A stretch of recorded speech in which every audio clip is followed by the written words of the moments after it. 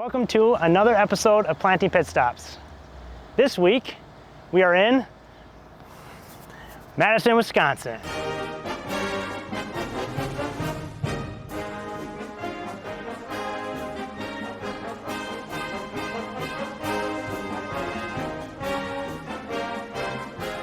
We're headed north to meet with Shawn Conley, a soybean specialist for the University of Wisconsin.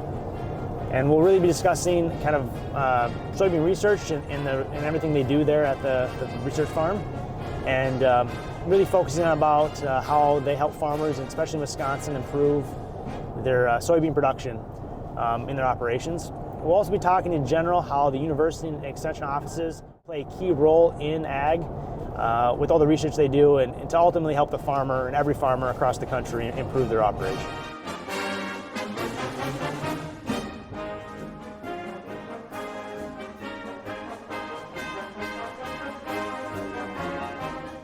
Now we're at the Arlington Ag Research Station, just north of Madison, Wisconsin. We have roughly about 2,000 acres of land that's dedicated to both the dairy industry side of research as well as the agronomic side that I focus in mainly on the soybeans and soft red winter wheat. Hello, my name is Shawn Conley. I'm the state soybean and small grain specialist here at the University of Wisconsin-Madison. So I was born and raised here in the state of Wisconsin, South Madison, about an hour on a dairy farm, pretty much the typical Wisconsin farm kid, if you will. I actually came to UW-Madison as a freshman to go into vet school, but I didn't really study very well. I partied a lot, and then my grades precluded me from getting into vet school, because it's actually harder to get into vet school than it is medical school. Took a semester off of my time, went into sales. I hated being a salesperson. And then I'm like, all right, I went back into Madison, got into agronomy. I've got the best job in the world. I sit here and I work with the Wisconsin Soybean Marketing Board and check off dollars not just in Wisconsin, but across the North Central region, which is funded by the North Central Soybean Research Program, as well as nationally by the United Soybean Board. Roughly 80% of my research program on an annual basis is directly funded through farmer checkoff dollars or farmer-directed research.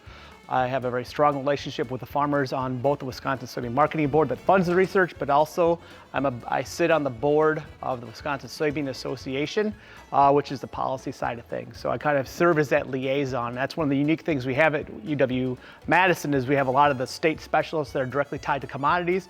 It's very nice to have that direct connection.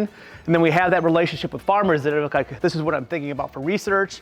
You know, that can tell me this is a really good idea, this is what we need on our farm, or this is really, frankly, a stupid idea, Shawn, why would you even think about that? And I think it's great to have that relationship with our farmers across here, because it's very honest and open.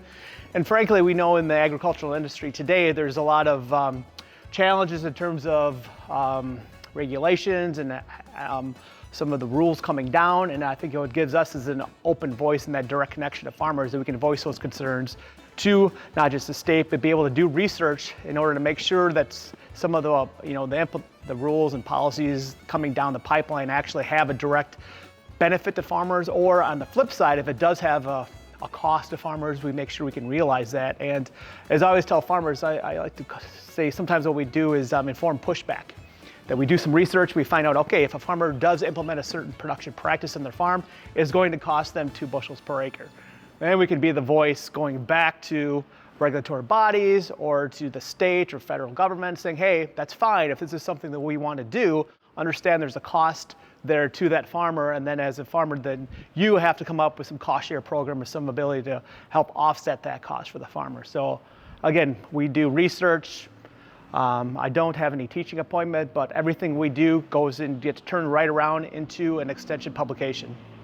So one of the things we have going on in collaboration with our colleagues at Ohio State University, Dr. Laura Lindsay has this project.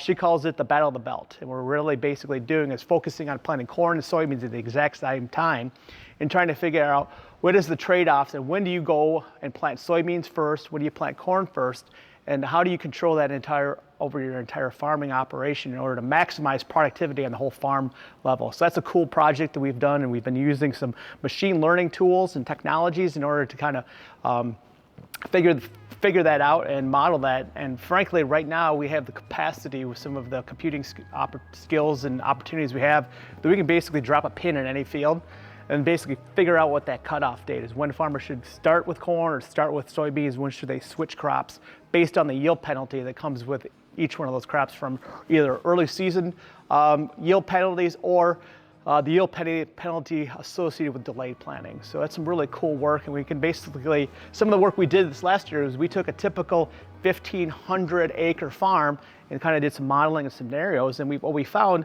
frankly, is a farmer can make up to $45,000 more profit if they actually plant in the right sequence. And that's where the critical things comes into, is making sure you have the planting equipment in order to be able to get there, do that in a timely manner, and in order to make those good planting decisions. And we always say the soil is fit. You know, I think any ag person knows what we mean when that's what the soil is fit. But just being able to go in and make those planting operations in a timely manner and get across that field very, very quickly, which is super important given the fact that we have these rain events that we've been struggling right now in 2014, farmers trying to get in, and you have a very limited window. You need to get all your crops planted at the exact same time, so make sure that equipment is operational, it's functional, you have it all well tuned, and you can go in and basically hammer in your corn and beans and get that planted within that optimal window. So one of the cool things about running the research program here at UW-Madison, as far as any of my colleagues across the country, is any of these extension appointments that I have, we have this direct tie to farmers. And what we can do then is run a lot of research plots in these scenarios that a farmer really can't do on their farm. And one of the cool things we can do is, like here at the Arlington Ag Research Station, I would say we have roughly 1,000 plots dedicated to soybeans. But then if you go outside of the main ag research station, we're here at Arlington, we've run from Spooner, Wisconsin, which I always call the tree line. Basically, go north of that, that's the tree line where you don't grow too many more crops. Much north of that, all the way to the southern Wisconsin border. So we do anywhere from a maturity group bean is like a 0.2 soybean in northern Wisconsin down to almost a 3.0 maturity group bean in southern Wisconsin. So we have a big range across the state.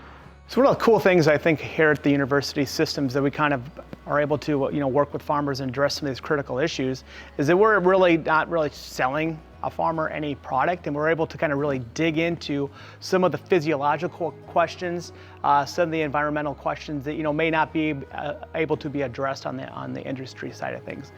Again, one of the good things that we look at is the fact that we can reduce our seeding rates and not have a big impact on what that potential yield would be. Another critical question is with cover crops. I think a lot of the work that we do fundamentally here as agronomists is we're trying to figure out how can we make cover crops work and not be an evangelist about it, but understand these are the limitations about how a cover crop affects that system. This is the best way to manage it, and what are the pros and cons to be able to deliver that. And I think that's one of the cool things that we have here within the university system is that we don't really have a budget that we're trying to hit. We're basically saying, okay, these are the pluses and minuses of every technology out there. We give that to a farmer, and we let the farmer then weigh how does that best fit into the production system they run. So if anyone has any further information related to or regarding soybeans or small grains, feel free to go to my website, which is www.coolbean.info, or follow me on X. I'm at BadgerBean, and I'll be happy to work with farmers. And I not just focus on Wisconsin farmers, but I focus on farmers in the Midwest and across the country based on all the work that we do on the soybean side of things. We hope you'll enjoy learning a little bit about soybeans and the research and good common planting practices behind them with Shawn here at University of Wisconsin. My colleague Jason, who's on our marketing team, also our agronomist, joined us. And I guess, Jason, where are we heading next? We're going to go learn from a farmer over in western Wisconsin. And I hear he's got a lot of really hilly terrain and does a lot of no-till, so pretty excited to learn about some of his practices and see how his planter worked out. So that's where we're going to head next, so let's go on the road.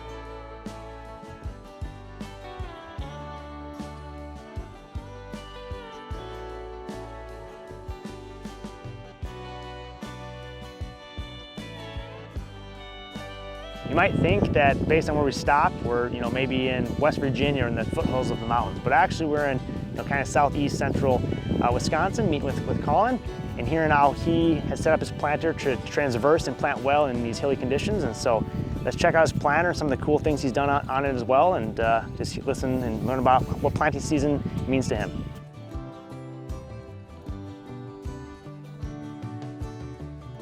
Oh, I mean, you can't just go back here and throw anyone in a tractor back here. Like, you can't. You need to know what you're doing. I mean, it's serious. Every turn you make and you have to calculate and plan it out because you get in trouble.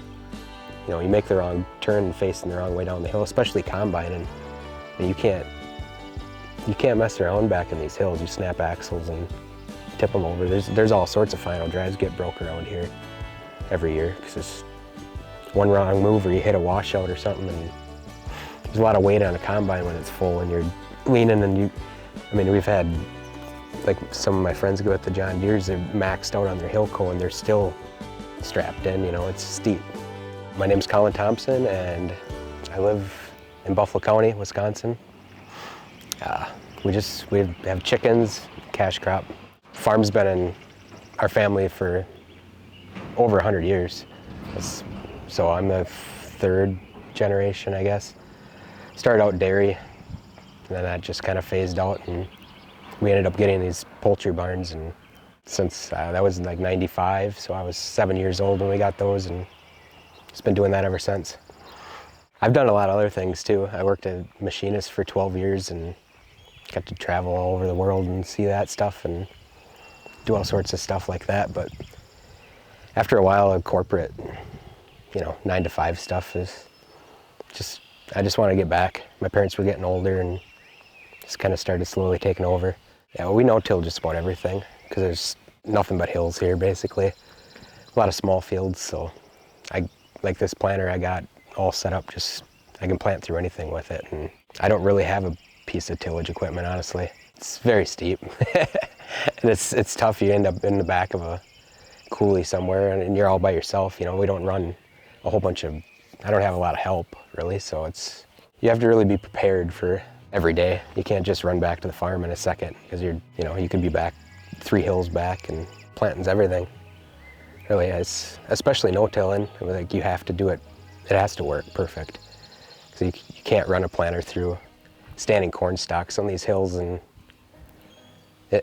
have it not perform. It's not going to, you know, it's hard enough the way it is going up in the hills. I don't want to do it twice. Oh yeah, I mean, it's great. It's simple, really easy to use. There's nothing to it. You unfold it, you can get anywhere. It's tight enough. You know, a lot of our field entrances are not wide open.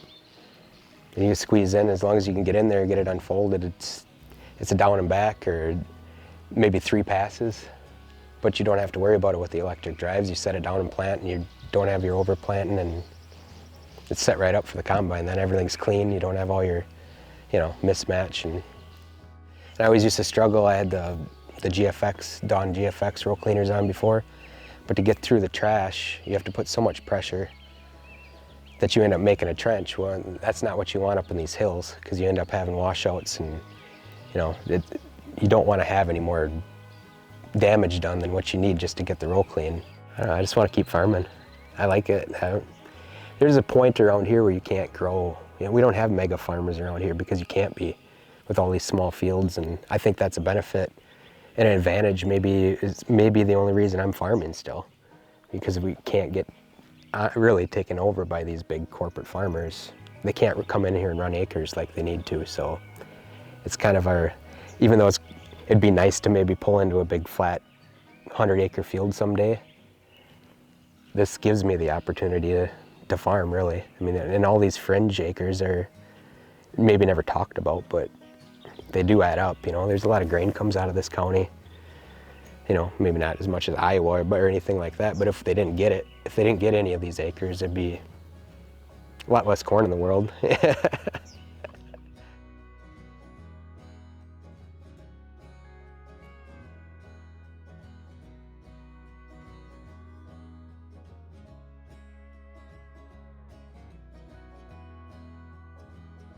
Speed tubes is the topic for today's planter technology segment. And so speed tubes are important for farmers to help achieve better timing. So speed tube is a type of seed tube. And so traditionally seed tubes, right, we have the meter up here as we talked about previously. It drops the seed, it'd go down a seed tube that typically would just be like a pipe. You can think smooth, and all it is, it has a sensor that's counting each seed that goes by so that you can determine your singulation, population, all that numbers. But then when the last so many, more recent time, right, we're talking about high-speed planting. And with high-speed planting, you need speed tubes in order to deliver that seed fast enough to your furrow. Jason, why is high-speed planting becoming more and more popular? Yeah, that's a really good question. You know, if we think about pretty much everything in farming, right, it's all about managing the weather and managing my risks as an operator. And so why has that become such a critical piece of the puzzle?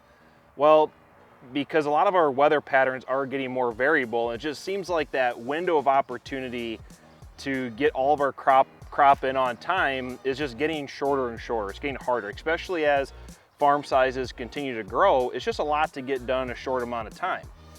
And we all know the importance of planting date, right? And planting within that optimal window. For most growers in the Midwest, you know, it's gonna be somewhere like the last 2 weeks of April, first week of May, but depending on where you're at in the country is really where I'm gonna maximize most of my yield potential. But it's not just going off the calendar, right? We also have to make sure that we're planting into fit soil conditions, right? So, because if I plant my corn in the mud, it's probably gonna be a dud, is, you know, what the common expression goes. So when I have that 4 to 5 day stretch, you know, let's say it's the last week of April, my soil conditions are really good for planting, I wanna crank out as many acres as I possibly can in order to, you know, get the best of both worlds, right? Maximize that seed's overall potential. But that can't come at the cost of, you know, my seed spacing and my placement. I can't just go faster across the field, right? I gotta make sure that, yes, I'm going faster, but I'm also dropping one seed at a time, and I'm still getting that equal plant spacing. So really for us, that's where the speed tube technology comes in. And so talk to us a little bit about that, how that can help a grower and just overall manage the weather. Yes, good stuff, Jason. So yeah, so on Massey Ferguson planters, we have precision planting speed tube. And so what this looks like is we have electric drive motor similar to our meters. The meter is spinning, dropping the seed. It enters the speed tube here. These wheels grab it. I'll remove the sensor that counts them. And you can see that we have a flighted belt here. And so each seed gets in the belt. The belt is moving at the same speed that you're moving. As the tractor's moving forward, the belt is moving kind of in the opposite direction but the same speed. And so when the seed gets delivered to the furrow at the end, or, you know, ejected out of here, it's being ejected at the same speed as you move forward so that it drops straight down and that we maintain that perfect spacing. And so speed tube, you know, precision planting speed tube, as well as high-speed planting, really does help farmers achieve the better planting timing and ultimately leading to increasing their yield.